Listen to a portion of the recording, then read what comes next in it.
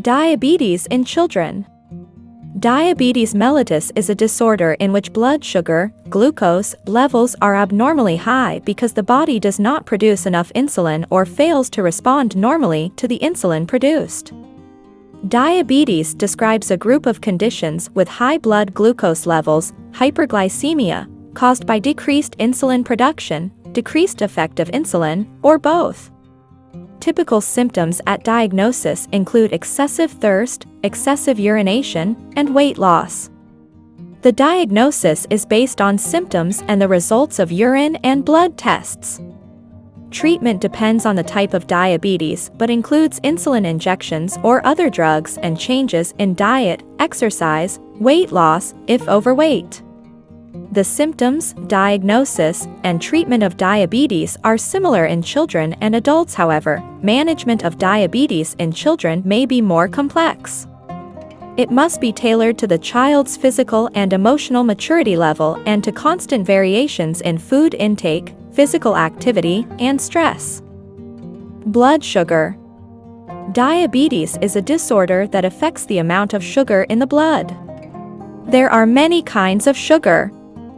The white granules of table sugar are known as sucrose. Sucrose occurs naturally in sugar cane and sugar beets. Another kind of sugar, lactose, occurs in milk. Sucrose consists of two different simple sugars, glucose and fructose. Lactose consists of the simple sugars glucose and galactose. Sucrose and lactose must be broken down by the intestine into their simple sugars before they can be absorbed.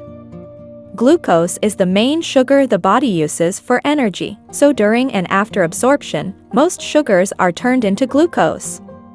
Thus, when doctors talk about blood sugar, they are really talking about blood glucose. Insulin. Insulin is a hormone that is released by the pancreas. Insulin controls the amount of glucose in the blood and allows glucose to move from the blood into the cells. Without a proper amount of insulin, glucose does not move into the cells and builds up in the blood. As glucose levels in the blood increase, glucose begins to appear in the urine. This glucose pulls more water into the urine, so people urinate more, polyuria, and thus become thirsty and drink more, polydipsia. Without insulin, electrolyte problems and dehydration can develop. A lack of insulin also causes fat and protein to break down.